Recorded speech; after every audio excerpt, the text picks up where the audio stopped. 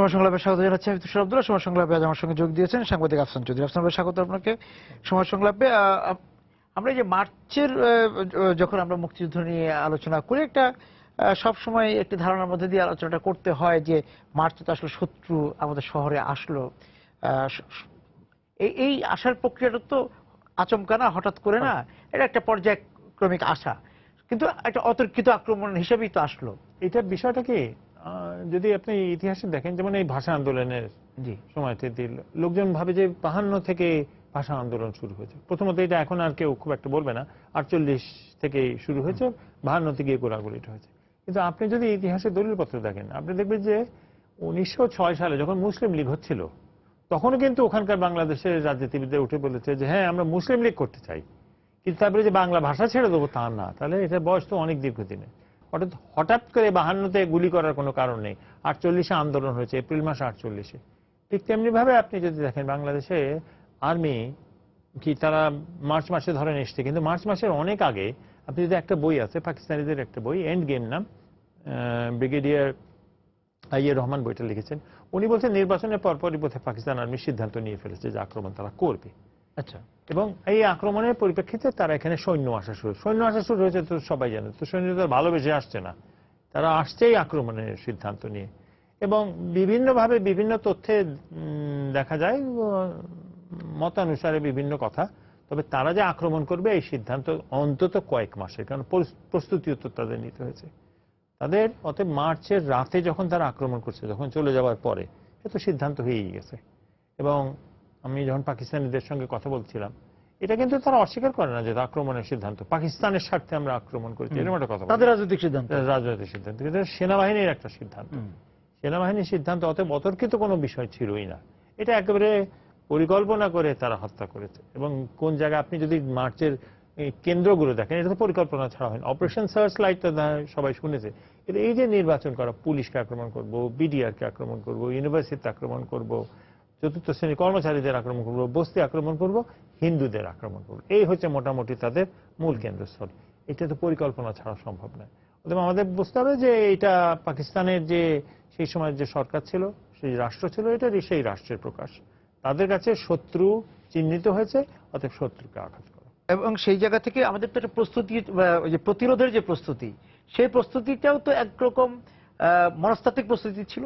হ্যাঁ, আমি এইটুকু বলি যে আমরা যে এখন খুব প্রান্তিক এলাকাগুলোতে, প্রায় 9টা প্রান্তিক এলাকায় গবেষণা করে দেখেছি যে 69-এর গণ আন্দোলনের সবচেয়ে বড় ভূমিকা হচ্ছে যে রাজনৈতিক সচেতনকরণ। গ্রাম পর্যন্ত এই বার্তাটা গেছে। আমি একটা গ্রামের, রাজশাহীর একটা গ্রামে মানুষকে জিজ্ঞেস করেছি যে আপনারা কি জানতেন কিনা। তারা কিন্তু 69-এ অনেকে শেখ মুজিবের নাম প্রথম শুনেছে, কিন্তু শুনেছে। তোমরা আগরতলা ষড়যন্ত্র মামলার যে সবচেয়ে বড় দিক হচ্ছে, এটা বাংলাদেশের মানুষের সবার কাছে পৌঁছে গেছে। কেউ আশা করেনি এরকম একটা বড় আক্রমণ। আমি জিল্লুর রহমান সাহেব, প্রয়াত প্রধান প্রেসিডেন্ট, ওনাকে জিজ্ঞেস করেছিলাম যে আপনারা কি জানতেন না? আপনারা তো জানতেন, আপনাদেরকে বলাও হচ্ছিল। খন্দকার সাহেব তো এবং আরো অন্যান্যরা বলছে আপনার এরকম আক্রমণ হবে আমরা ভাবিনি, সাধারণ মানুষের এরকম ভাবিনি। কিন্তু মানুষের প্রস্তুতিটা শুরু হয়ে গেছে 7ই মার্চের পরে।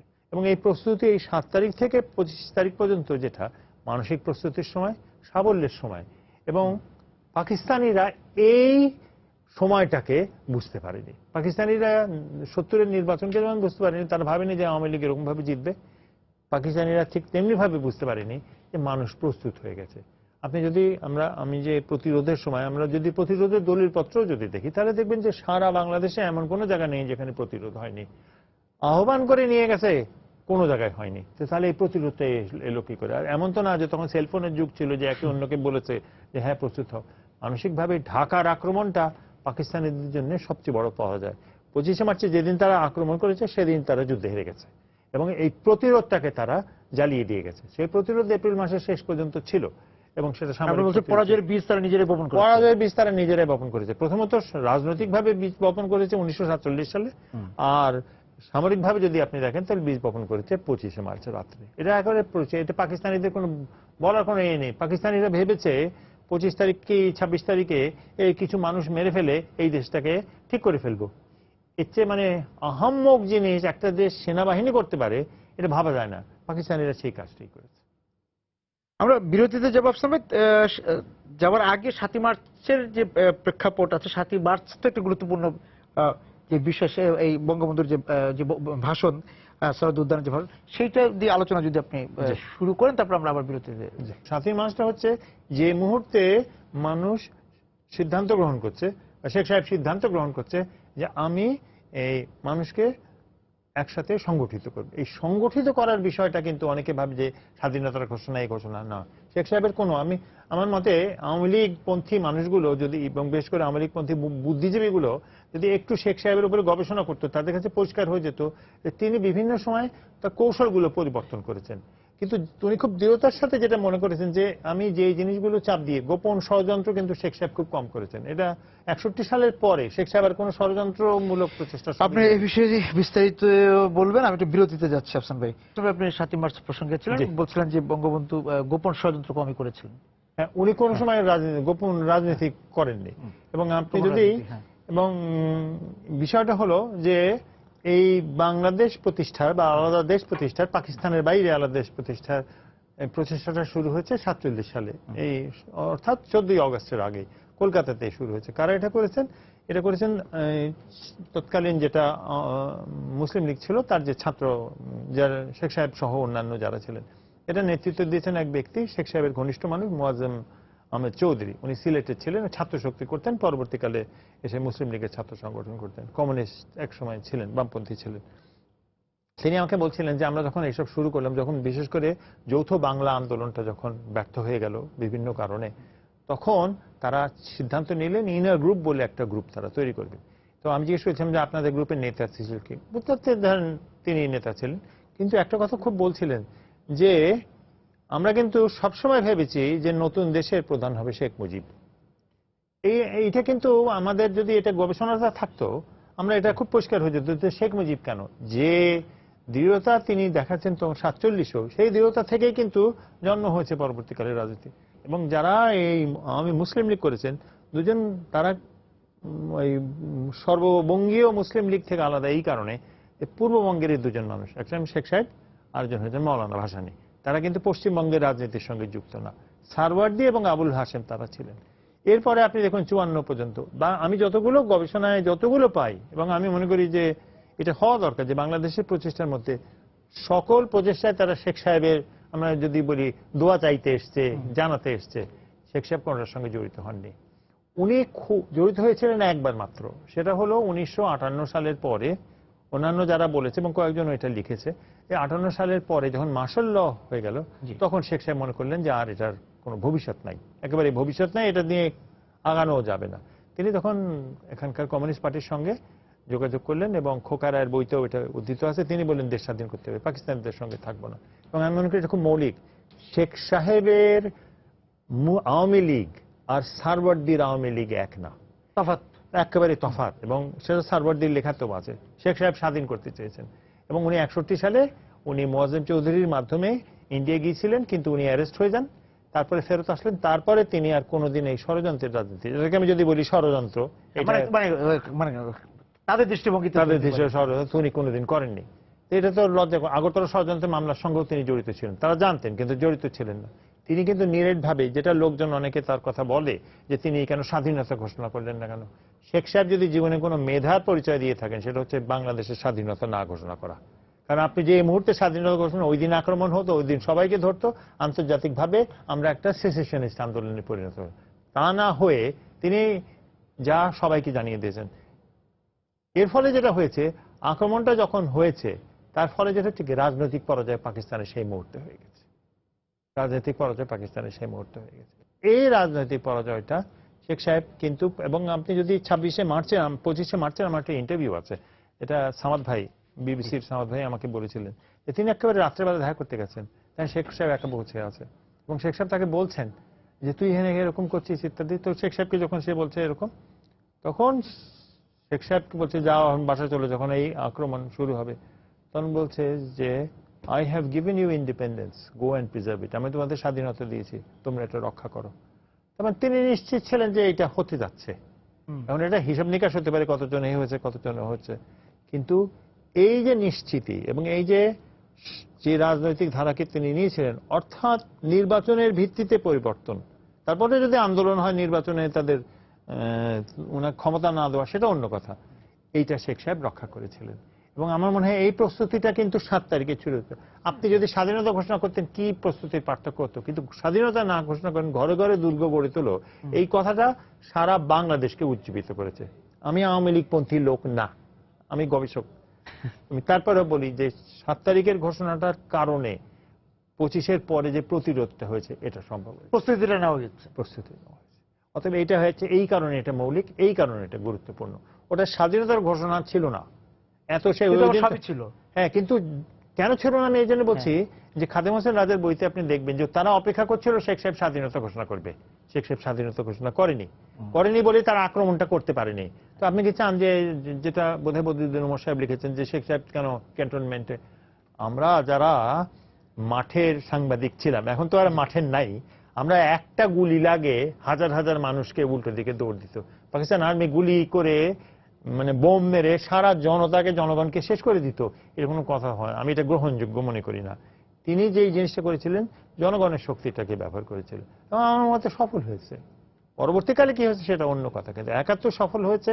এই 7 থেকে 25শে মার্চের যে সময়কাল, এই যে প্রস্তুতির কাল, এই প্রস্তুতির কালটা সঠিক। কারণ মানুষের প্রতিরোধ গড়ে তোলার প্রস্তুতিটা কিন্তু 7ই মার্চ কেন্দ্রিকই, এবং তারপর তাদের উপর আক্রমণ, তাদের এবং তারা ধীরে ধীরে যে প্রতিরোধ গড়ে তুললেন। প্রতিরোধের দুটো বিষয় আছে। একজন হচ্ছে যে মানুষ প্রতিরোধ, একটা যুদ্ধ আসছে এটা তো আর কেউ ভাবছে না, মানুষ হচ্ছে একটা প্রতিরোধ, মানসিকভাবে প্রস্তুতি। পাকিস্তান আর্মি যখন আক্রমণ করেছে, পাকিস্তান আর্মির মাথাতে এটা আসতে পারেনি যে এই বাংলাদেশ, এবং বাংলাদেশ সম্বন্ধে তাদের খুবই নিম্ন ধারণা ছিল এরা প্রতিরোধ করতে পারে। কিন্তু এই বিশাল জনগোষ্ঠী প্রতিরোধ করেছে, এবং প্রতিরোধের চেহারাটা যদি আপনি দেখেন তাহলে কিন্তু এই চেহারাটা অত্যন্ত সবল, একই সাথে অনেক ক্ষেত্রে অত্যন্ত নিষ্ঠুর। এটা হতে অবধারিত। পাকিস্তান আর্মি যেটা ভাবেনি 25 তারিখে 26 তারিখে ভেবেছে দেশ শেষ, আন্দোলন শেষ। এবং একটা বস্তিবাসীর বিষয়টা দেখবেন, আমি যতগুলো বই পাকিস্তানিদের বই দেখি, বস্তিবাসীর উপর তাদের এত রাগ কেন? বস্তিবাসীর চেহারা খুব রুদ্র চেহারা, রাগের চেহারা। এটাকে পাকিস্তান আর্মি ঘৃণা করেছে, ভয় পেয়ে সহ্য করতে পারেনি। এই জন্য বস্তিগুলোতে এত আগুন দিয়েছে। এখন তো বস্তিগুলোই হয়তো খুঁজে পাওয়া যাবে না। কিন্তু যে এই জিনিসটা পরিষ্কার যে পাকিস্তানিরা সাধারণ মানুষের বিরুদ্ধে আক্রমণটা করেছে, তারা চতুর্থ শ্রেণীর কর্মচারীদের উপরে যে খুন খারাপিটা করেছে, জগন্নাথ হলটা তো খুব ভালো একটা উদাহরণ এই জন্য আমি মনে করি। তাহলে আপনি বুঝতে পারবেন যে তাদের লক্ষ্য ছিল মানুষকে ভয় পাইয়ে দেওয়া।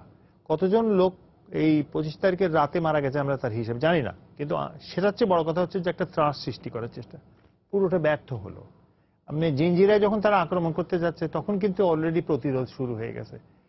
26-27 তারিখের দিকে চট্টগ্রামের প্রতিরোধ শুরু হয়ে গেল, আর রাজশাহীতে হয়ে গেল। সারা বাংলাদেশে এই যে প্রতিশোধ একসাথে শুরু হয়ে গেল ঢাকায় আক্রমণের পরে, এটা তো সম্ভব হতো না যদি প্রস্তুতিটা থাকতো। আর এই শহর, মফস্বল, ডিস্ট্রিক্ট টাউনগুলো বাদ দিয়ে দেখেন, গ্রামগুলো দেখেন, গ্রামগুলোর মানুষের প্রতিরোধটা তৈরি হচ্ছে দুইভাবে। এক হচ্ছে তারা অস্ত্রশস্ত্র নিয়ে যেমন প্রতিরোধের বিষয়টা তারা সাধারণ গ্রামীণ অস্ত্র নিয়ে করেছে, কিন্তু 10,000 মানুষ যদি একটা ক্যান্টনমেন্ট আক্রমণ করে, কেউ কি এটা আটকাতে পারে? এবং এই রাগ জিত অবস্থা থেকে পাকিস্তান আর্মি সেটা পারেনি। সাধারণ যে কোনো ছোট ছোট যে পাকিস্তানিদের যে অংশ ছিল সেই অংশগুলোকে ধ্বংস করে দিয়েছে। সেটা নিষ্ঠুর ছিল, অনেক ক্ষেত্রে অত্যন্ত অন্যায়ভাবে নিরীহ মানুষকে তারা হত্যা করেছে। কিন্তু একবার যখন আপনি নিরীহ মানুষের উপরে আক্রমণ করেন, এর প্রতিক্রিয়া কি হবে আপনি কোনোদিন করতে পারেন না। এই হলো একটা প্রস্তুতি। আমরা প্রতিরোধ বলতে বোঝাই যে এটা, কিন্তু সাধারণভাবে গ্রামগুলো এবং শহরের ক্ষেত্রেও কিছুটা, কিন্তু গ্রামে অনেক বেশি, সেটা হচ্ছে এই যে টিকে থাকা, গ্রাম যে টিকে থাকবে এটাই একটা প্রতিরোধ। এই প্রতিরোধ পাকিস্তান আর্মি কোনোদিন ভাবেনি। কারণ যে যুদ্ধ করতেছে, যুদ্ধ রণক্ষেত্রটাই যদি আপনি দেখেন, তাকে যুদ্ধ করতে হলে তাকে গ্রামে আশ্রয় নিতে হচ্ছে, যুদ্ধ করতে হলে বস্তিতে আশ্রয় নিতে হচ্ছে, বসতে হলে বাড়িতে আশ্রয় নিতে হচ্ছে, কোনোটা তো তাকে ফেরত দেয়নি।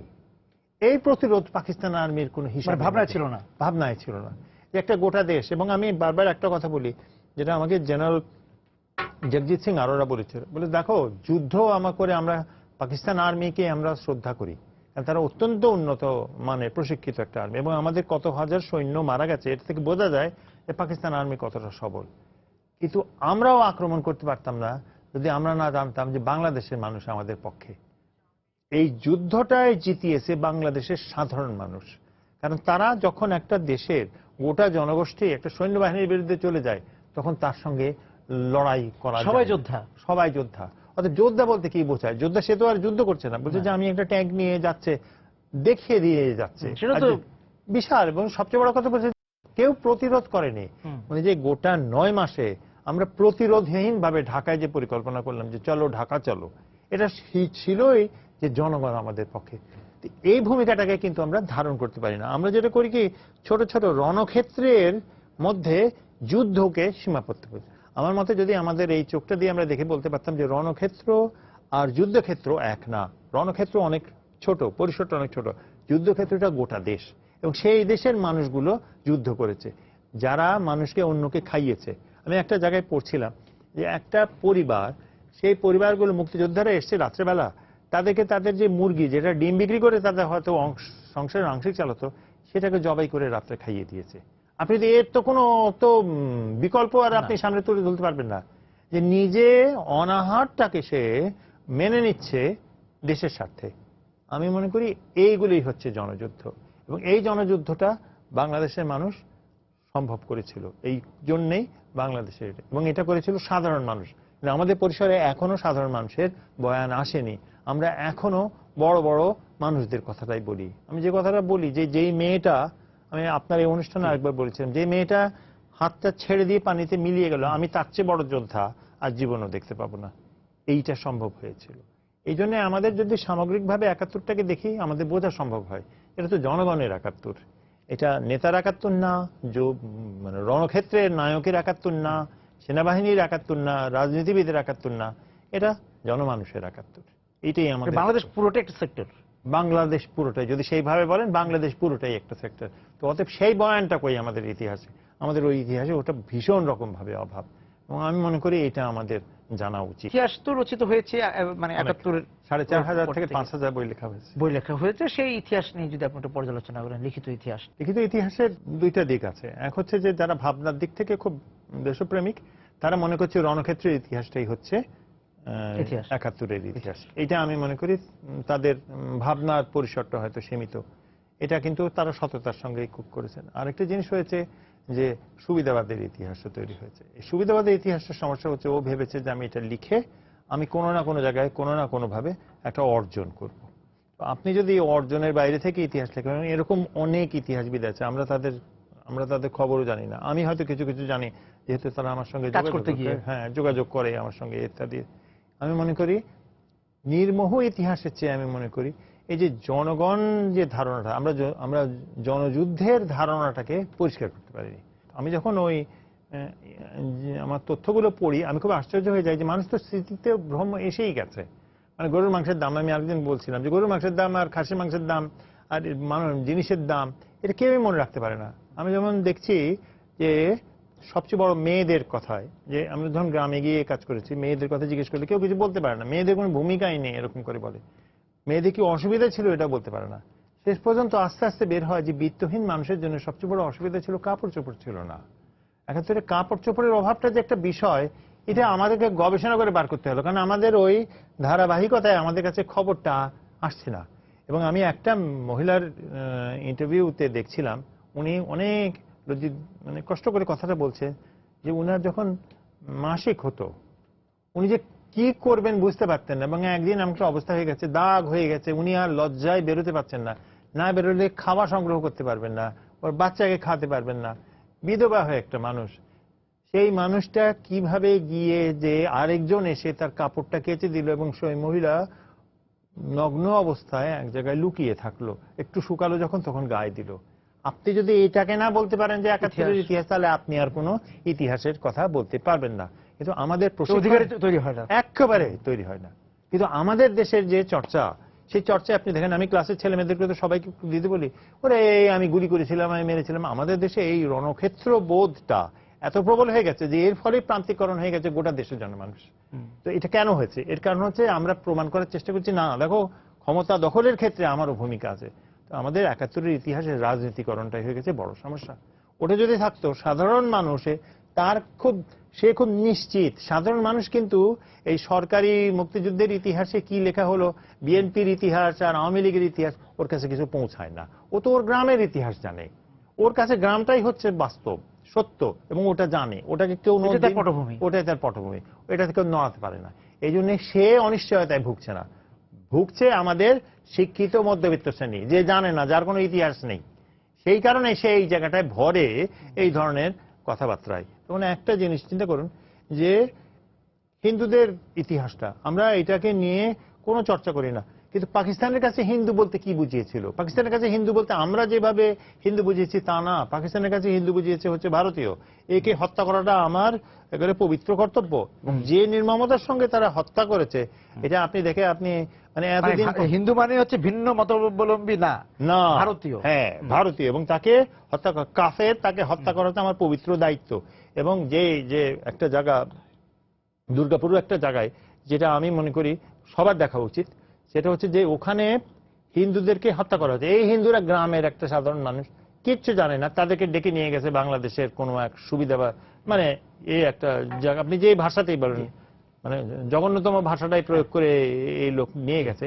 এদেরকে হত্যা করে পাকিস্তান আনে, তার উপরে প্রস্রাব করছে। একটা মানসিকতা কোন জায়গায় নিয়ে গেলে আপনি হত্যা করে কবর দিয়ে সবগুলোকে একটা গর্তের মধ্যে তার উপরে প্রস্রাব করেন? আপনাকে এই ইতিহাস জানা উচিত, জানানো উচিত। আমি মনে করি এটা আমরা জানাইনি, এটা আমাদের সবচেয়ে বড় অপরাধ। যুদ্ধ অপরাধের সমান অপরাধ হচ্ছে ইতিহাস আলোচনা না করা। আমরা আড়াল করে থেকে যেটা করেছি, আমরা রাজনৈতিক দলের ইতিহাস করছি, রাজনৈতিক নেতাদের ইতিহাস করছি, সেনাবাহিনীতে কে কি করেছিল ইতিহাস নিয়ে, ওইটা নিয়ে ঝগড়া ঝাঁটি, সুবিধা অসুবিধা। তাহলে আমি একটা কথা বলি যে 9 মাসের যুদ্ধের মুক্তিযোদ্ধার তালিকা করতে 45 বছর লাগলো। তা আপনার এখন আগামী 45 বছর ধরেও হতে পারে যে লাগতেও পারে। আপনি এটাকে হাস্যকর করে ফেলেননি? আপনি অবশ্যই হাস্যকর করছেন। 2 লক্ষ মানুষ মুক্তিযুদ্ধে যদি যেয়ে থাকে, অন্য মানুষ তো বলছেও না যে আমি মুক্তিযোদ্ধা। আপনি এই 2 লক্ষ মানুষের হিসাব করতে পারলেন না, কারণ আপনি রাজনীতি করছেন তালিকা নিয়ে। আপনার সুবিধা অসুবিধার হিসাব কানুন করছেন আপনি তালিকা নিয়ে। আমি কি করে বলবো যে আপনি এটা মুক্তিযুদ্ধের পক্ষের মানুষ? মুক্তিযুদ্ধের পক্ষের মানুষ হলে যে এটা নিয়ে এত ঝামেলা হতো না। সুবিধা চায়, সাধারণ মানুষ সুবিধা চায়। আমি দেখাতে পারি গ্রামের কামলা 71 সালে কামলা ছিল, 2017তেও সে কামলা। তো সেই তাহলে তার অবস্থা পরিবর্তন হলো না কেন? অবস্থা পরিবর্তন হচ্ছে বড় লোকের। যে বড় লোক হয়েছে তাকে খোঁজ নিয়ে দেখেন, সে 71-এর আগে সে কি অবস্থাপন্ন ছিল কিনা? খুব স্বল্প সংখ্যক মানুষ অবস্থাপন্ন ছিল, এখন সে বড় লোক হয়েছে। তার মানে মুক্তিযুদ্ধের ইতিহাস মানে হচ্ছে জনমানুষের ইতিহাস, একেবারে 100% মুক্তিযুদ্ধের ইতিহাস জনমানুষের ইতিহাস, অন্য বাকি ইতিহাস বরং সাবসিডিয়ারি ইতিহাস।